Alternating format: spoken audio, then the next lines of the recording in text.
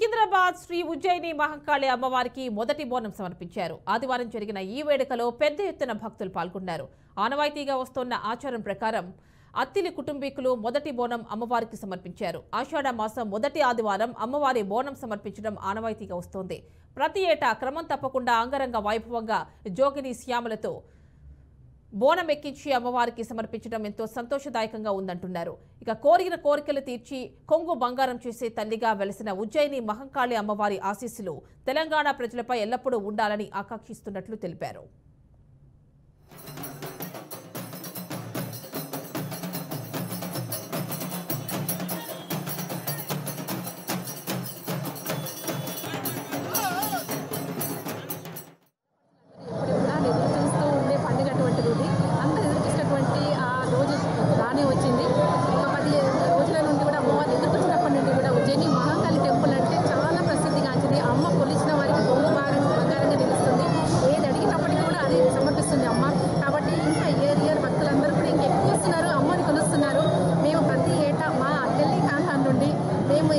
దగ్గరగా 25-27 ఇయర్స్ నుండి